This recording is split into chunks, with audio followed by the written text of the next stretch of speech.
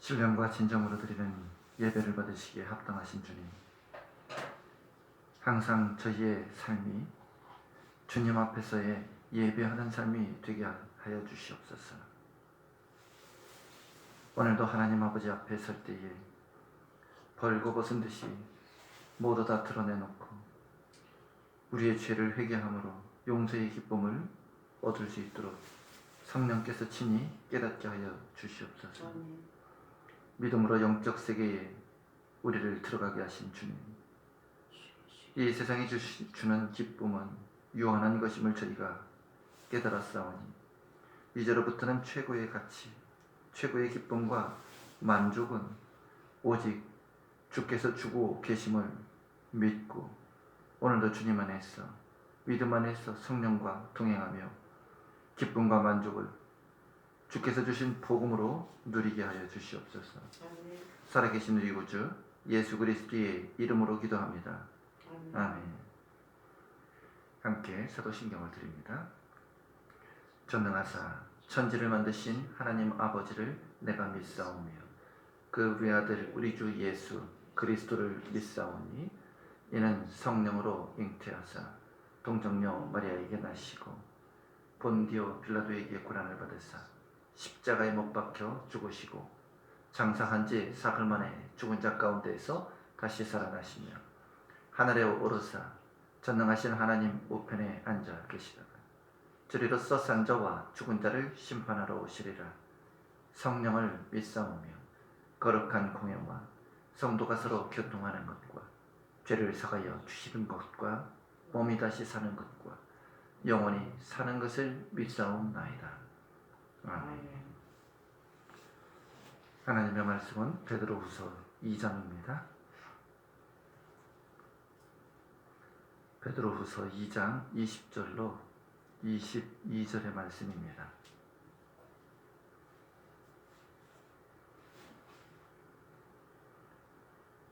한 절씩 교독하십니다. 만일 그들이 우리 주 대신 구주 예수 그리스도를 알므로 세상의 더러움을 피한 후에 다시 그 중에 얽매이고 지면 그 나중 형편이 처음보다 더 심하리니 위의 도를 아는 후에 받은 거룩한 명령을 저버리는 것보다 알지 못하는 것이 도리어 그들에게 나으리라. 함께합니다. 참된 속담에 이르기를 개가 그 토하였던 것에 돌아가고 돼지가 씻었다가 더러운 구덩이에 도로 누웠다 하는 말이 그들에게 응하였도다. 아멘. 오늘 우리에게 주신 베드로후서 2장 20절로 22절은 의의 도를 안 후에 범죄하는 죄에 관한 말씀으로서 본문 20절과 21절의 말씀은 우리에게 심각한 말씀이 되어지고 있습니다. 20절 말씀을 보면 우리 주 대신 구주 예수 그리스도를 너희가 믿음으로 알므로 세상의 더러움을 피한 후에 다시 그 중에 얽매이고 지게 되면 그 나중 형편이 처음보다도 믿지 않을 때보다도 더 심하게 되리라고 한 말씀이죠. 여기서 저희라고 말한 대상은 거짓 선생들이나 그들의 가르침을 받아 미혹되어 거짓 진리에 서지 못하여 떠난 자들을 두고 한 말씀으로서 이들은 처음보다 더 심한 나중 형편이 안 좋게 되어질 것을 분명 말씀하고 있습니다. 그러므로 이들은 정상적인 그리스도인이 아닌 저희라고 하는 특정한 대상자들로서 저들이 거짓 선생들이나 또는 그들에게 미혹을 받은 자들로 우리가 이들에 대하여 미혹받기 이전에 처음의 상태가 어떠하였는지 또 그들이 왜 다시 그들의 처음 상태로 돌아간 것을 우리가 말씀을 통해서 살펴볼 수 있어야 할 것입니다. 성도 여러분, 저들이 예수 그리스도를 알미라 이렇게 말한 것처럼 여기서 안다는 것은 참 믿음을 의미하는 표현이 아닌 것이며 그저 지식적으로 남들로부터 경험되어지지 않은 지식적인 들음으로 알고 있었다는 의미가 되는 것이며 그저 우리가 알듯이 교회에는 그리스도를 아는 지식적으로 들은 신앙생활을 하는 사람들의 부류가 있는가 하면 또 그리스도를 믿는 참 믿음으로 새롭게 거듭난 중생에 변화된 새로운 신앙을 하는 사람들도 교회 내에 있다고 하는 것이죠. 그래서 저들에 대한 말씀으로 알곡과 쭉정이에 대한 말씀이 있고 양과 염소라 하였고 좋은 물고기와 나쁜 물고기들이 함께 공존하여 살고 있다는 말씀이 되어진 것이죠. 그러므로 그리스도를 알고 믿는 사람들은 그리스도에 대한 지식은 많이 가지고 있을지라도 그것이 실제적 영생에 거듭난 믿음이 되지 못한, 소유하지 못한 가짜 믿음을 가지고 열매 없이 살고 있다는 것이죠. 그리고 이들의 신앙적 열매에 대해 세상의 더러움을 피한 정도라고 말씀을 하며, 그들이 이처럼 세상의 더러움을 피했다고 말씀한 것은 새로운 길을 그들이 갔다는 뜻이 아니라 그저 더러움을 회피하는 상태의 신앙을 의미한다고 볼 수 있는 것입니다. 그러므로 이것은 하나님께 대한 회개의 열매가 아니라 인간적인 입술에 외식으로 주여 주여 한 것을 가리킨다는 말씀이죠. 마치 히브리서 6장 4절에서 8절에 말씀하고 있듯이 한번 비침을 얻고 하늘의 은사를 맛보고 성령에 참여한 바가 되고 하나님의 선한 말씀과 내세의 능력을 맛보고 타락한 자들은 다시 새롭게 할 수 없다. 이처럼 말씀하신 것과 같은 사람이라는 것이죠. 우리가 이 말씀을 겉으로 살펴보면 이들은 마치 중생한 거듭난 사람들인 것처럼 보여지고 있다는 것입니다. 그러나 우리는 성경을 해석할 때 성경 전체에 흐르는 맥과 구원과 심판에 관련된 연관 구조를 연결시켜 우리는 생각해 봐야 한다는 말씀이죠. 이들은 그리스도를 온전히 믿음으로 중생에 이른 사람들은 아니라는 것입니다. 단지 그들은 진리를 깨닫고 진실한 믿음을 가지고 주님을 섬겼던 사람들이 아니라고 말하는 것이죠. 성도 여러분, 이러한 믿음이 없는 우리 그리스도인들에 대한 지식은 마귀에게도 그와 같은 동일한 지식이 있었다는 것입니다. 귀신도 예수님을 얼마든지 하나님의 아들로 알고 있었기 때문에 우리가 참된 진리에 서지 아니한 믿음은 참 믿음이 아니라는 것을 말씀하고 있죠. 그러나 이들에게는 처음 얼마간의 그리스도에 관한 지식을 가지고 진실하게 살아보려고 다만 저들도 힘을 썼던 사람이었다는 것이죠.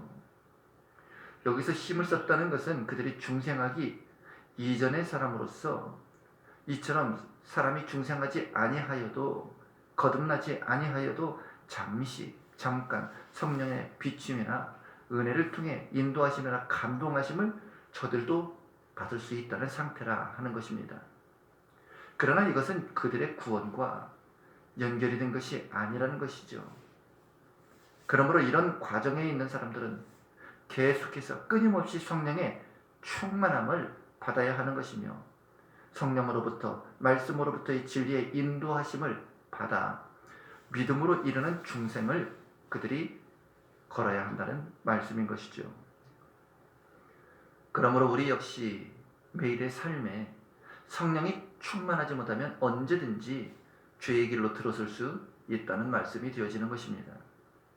성도 여러분, 이처럼 우리가 의의 도를 안 후에 범한 죄에 대한 말씀은 하나님의 은사를 한번 경험한 사람들은 끊임없이 중생에 이르도록 그리스도를 생각하며 믿음 안에 살아가야 한다는 것을 말씀하고 있습니다. 그런데 이런 사람들은 중생에 이르기 이전에 다시 이전에 살았던 자신의 얽매인 삶의 형태의 죄의 몸으로 여전히 지금도 살아간다는 것이죠. 그러므로 여기서 얽매였다는 이와 같은 말은 잘못된 가르침에 현혹이 되어 미혹이 되어 그 미혹을 받아 죄의 종의 자리로 다시금 되돌아갔다는 의미가 되는 것이죠. 그러므로 성도가 중생의 생명이 없이 거듭난 예수의 생명이 없이, 믿음이 없이 자신이 가진 양심의 감동이나 때로는 배운, 들은 말씀의 영향으로 출발한 이와 같은 신앙생활은 그리스도의 생명에 이르는 열매를 맺지 못하여 또는 진실한 회개의 결실을 얻을 수 없다고 말씀하는 것이죠. 또 이들은 구원에 이르기를 진심으로 원했다 할지라도 자기 스스로 원한다 하여 구원에 이르는 방법은 없다는 것이죠. 성도 여러분, 한때 예수님을 찾아 나온 부자 청년의 경우가 바로 그와 같았습니다. 자기 자신의 영혼을 위하여 스스로 예수님을 만나서 영생에 대하여 말씀을 들었죠. 부자 청년은 새 생명에 저가 이르기를 원하였지만 그러나 그의 재물이 많은 고로 생명으로 들어가는 그 길을 재물이 막았던 것과 같은 현상을 오늘 신앙을 따라 살아가는, 믿음을 따라 살아가는 우리 신앙인들에게도 그렇게 가로막힌 것이 있어서 이전에 옛사람으로 돌아가고 싶은 삶을 살아가게 된다는 것이죠. 그래서 주님이 이런 사람들에게 하시는 말씀이 나중 형편이 처음보다 더 심하다고, 믿기 이전의 삶으로 차라리 있었던 것이 더 낫다는 말씀을 하시는 것이죠. 그러므로 우리가 여기서 더 심하다는 말은 그의 죄가 믿기 이전의 죄보다 더 중하다, 알고서 예수를 떠나는 그 죄가 얼마나 중하고 무거운가 하는 것을 말씀하고 계시는 것이며, 그 죄에서 우리 스스로 벗어나기가 어렵다고 말씀한 것입니다. 이처럼 한때 복음의 은혜를 받아 처음에는 그런대로 복음의 열정을 전하는 사람들도 있었죠. 그러나 그들 역시 예수를 전했다 하지만, 주여 주여 했다 하지만 그들의 은혜가, 성령이 그들로부터 떠나자, 은혜가 떠나자, 사라지자 그들은 복음을 전도하는 사람에서 도리어 미혹에 빠져 예수님을 대적하는 자가 되기도 하였다는 사실입니다. 그러므로 성도 여러분, 우리가 예수님에 대한 깨달음이 있은 후에 의의 도를 배반하면 돌이킬 수 없는 크나큰 범죄 가운데 빠지게 된다는 말씀인 것이죠. 베드로는 이에 대하여 22절에 참 속담에 이르기를 개가 그 토하였던 것에 돌아가고 돼지가 씻었던 더러운 구덩이에 도로 누웠다 하는 말이 저들에게 응하게 되었다고 말하고 있습니다. 성도 여러분, 믿기 이전의 삶에 개는 더러운 것을 먹는 동물과 같은 사람이라고 말합니다. 심지어 자기가 토했던 것을 다시 찾아 먹기도 하는 짐승이 바로 개였다는 것이죠. 이처럼 거짓 선생들에게 미혹이 되어 진리를 떠나버리고 이단을 쫓는 일은 마치 개처럼, 돼지처럼 지난날의 행실을 다시 행하는, 죄를 범하는 일과 같다고 말씀합니다. 그러므로 우리 성도들이 이제는 더 확실한 예언에 대하여 믿음을 가진, 소유할 수 있는 그 믿음이 있어야 한다는 말씀이 되어진 것입니다. 오늘 베드로 사도는 16절에 우리 주 예수 그리스도의 능력과 강림하심을 너희에게 알게 한 것이 교모하게 만든 헛된 이야기를 너희가 쫓는 것이 아니라고 말씀하죠. 성도 여러분, 보통 인간의 이성이나 지성으로 생각하면 성경에 기록된 그리스도의 능력이 참으로 믿을 수 없는 허황된 이야기로 들려질 수 있다는 말씀이죠.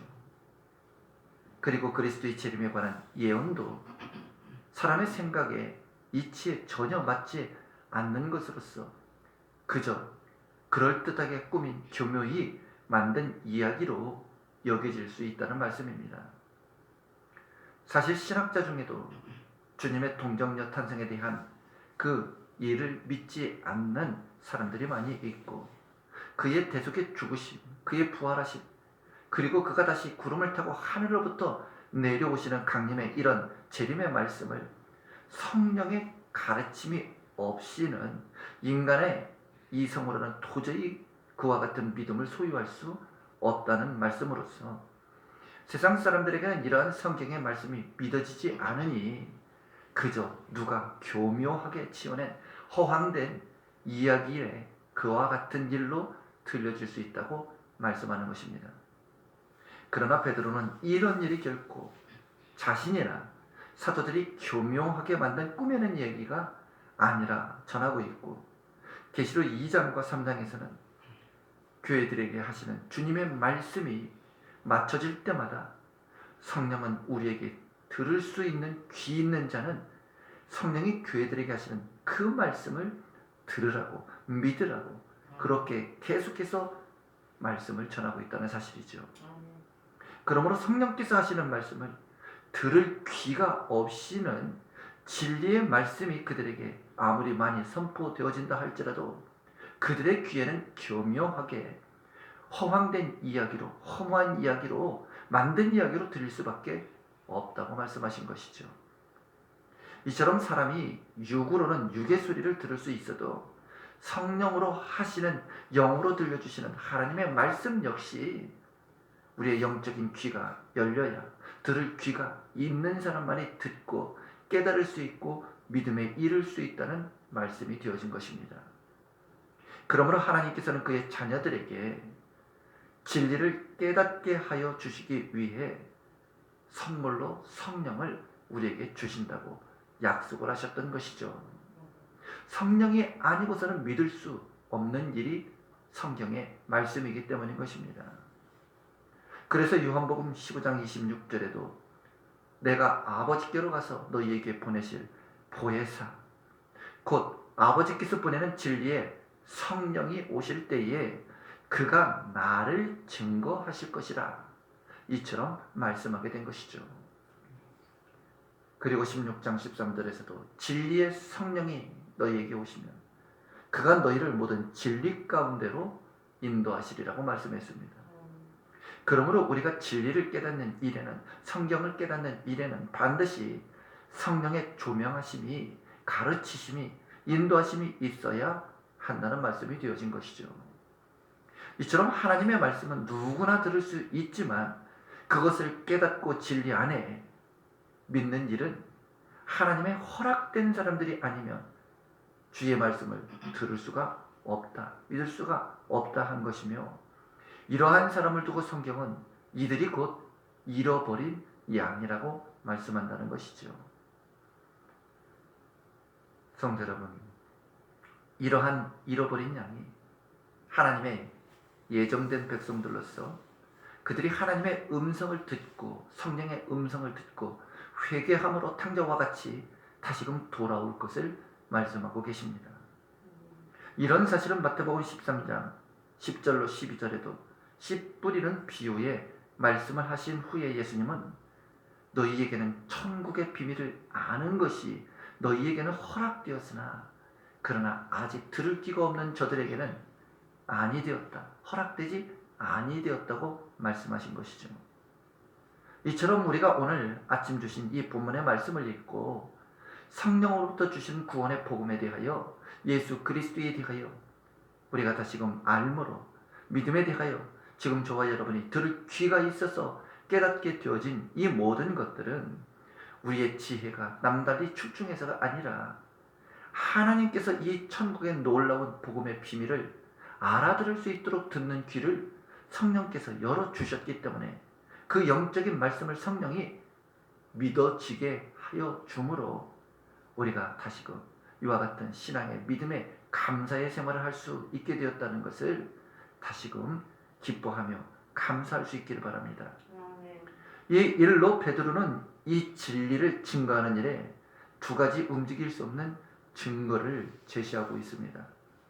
그 증거 중 한 가지는 자기 자신의 체험의 근거를 삼고 있다는 것이죠. 내가 예수를 알게 된 것이 이와 같음이라고 자신의 체험을 증거 삼고 있죠. 성도 여러분, 참으로 우리 시대의 안타까운 것은 만일 사도시대와 같이 우리 시대에도 예수님의 제자들과 같은 사도가 있다면 그로부터 직접 듣고 믿어 더욱 우리 신앙의 견고한 믿음이 되어질 수 있겠지만, 그러나 오늘 우리 시대에는 사도가 없습니다. 왜 그런 것입니까? 사실 사도란 주님과 생활을 함께하고 그의 가르치심을 직접 받으며 그의 죽으심과 부활하심을 친히 목격한 사람들이 사도라 한 것이죠. 그래서 예수님은 요한복음 15장 27절에 예수님을 증거할 자격자들에 대하여 말씀하시기를 너희도 처음부터 나와 함께 있었으므로 증거하게 된다고 말씀하셨듯이 사실 재판에서 증인의 역할이란 사건의 해결에 대단히 중요한 사람으로서 사건을 해결할 때 유죄냐 무죄냐를 그 결정적인 역할을 하는 사람이 증인이라는 것이죠. 베드로는 주님과 함께 변화산에 올라갔을 때의 주님의 영화로운 변화된 몸을 그가 친히 목격했고 주님을 증거하는 일에 하나님의 음성까지 친히 그가 들었다는 말씀입니다. 이러한 베드로에게 있어서 이보다 더 확실한 증거가 존재할 수는 없는 것이죠. 이런 자신의 눈과 귀로 들은 확실한 이 일에 증인된 일에 기초를 둔 이 경험된 그 증거가 어찌 교묘히 만든 이야기가 될 수 있느냐. 베드로는 오늘 이렇게 전하고 있는 것입니다. 베드로는 19절에서 또 우리에게 확실한 예언이 있지 않느냐. 확실한 예언이 있어 어두운 데를 비추는 등불과 같은 성경이 있다고 말씀하죠.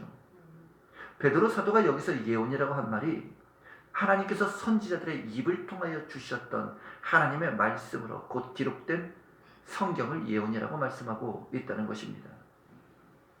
여기서 베드로가 이처럼 말을 하게 된 것은 성경에 기록된 선지자들의 예언은 베드로가 친히 변해서 산 본 증거보다도 자신이 눈으로 본 것보다도 더 확실한 것이라고 말씀을 전하고 있다는 것이죠. 베드로는 이 같은 선지자들의 예언에 대하여 성경에 대하여 어두운 데서 비추는 등불이 된다고 말씀합니다. 성도 여러분, 이처럼 하나님의 말씀은 죄악 가운데에 어두운 데에서 바로 비추고 있는 등불과 같은 생명의 말씀이 되어진다고 가르치는 것이죠. 여기서 어둠이란 죄악된 세상을 의미하는데 요한은 이 말씀에 대하여 요한복음 1장 5절에 빛이 어둠에 비추되 어둠이 깨닫지 못하더라는 말씀으로 표현하고 있죠. 물론 사람들이 빛보다 어둠을 사랑하여 저들이 빛 가운데로 나오지 못하여 회개하지 못하여 예수를 믿고 따르지 못하게 된 것이지만 그러나 이 등불은 지금도 여전히 세상 속에 성경의 말씀에 예언의 말씀으로 지금도 세상에 생명의 말씀으로 비추어지고 있다고 말하고 있습니다. 오늘도 이 복음으로 비추어진 이 등불은 말씀은 성령을 통해서 수많은 사람들의 생명을 어두운 마음을 비추어 이제로부터 회개의 새로운 거룩한 하나님의 생명의 복음을 얻게 하시는 말씀이 되어진 것입니다. 그러므로 베드로 사도는 19절에서 날이 새어 샛별이 너희 마음에 떠오르기까지 너희가 이것을 주의하는 것이 좋다고 말씀에 이르게 된 것이죠. 성도 여러분, 여기서 샛별이란 다시 오실 주님의 재림을 뜻하는 말씀입니다. 그러므로 우리가 마음의 그리스도의 재림에 대한 확실한 소망과 믿음이 있다면 이 소망을 가지고 너희가 이런 예언의 성경의 말씀에 주의하여 상고하고 항상 묵상하여 말씀 안에 사는 것이 좋다고 성령의 인도하심을 받는 것이 좋다고 말하게 된 것이죠. 그러므로 주의한다는 말은 조심스럽게 연구하고 살피는 묵상의 일을 말씀하고 있습니다. 그러므로 오늘도 저와 여러분의 마음속에 어두운 그러한 부분을 비추는 말씀의 등불이 있느냐 하는 것이죠. 오늘 이 빛을 따라 어둠이 걷히게 될 것이고 날이 새어 주님이 오시기까지 저와 여러분의 모든 생애를 항상 말씀과 동행하며 비추어 회개함으로 믿음 안에 든든히 살아갈 수 있기를 소망합니다. 기도합니다.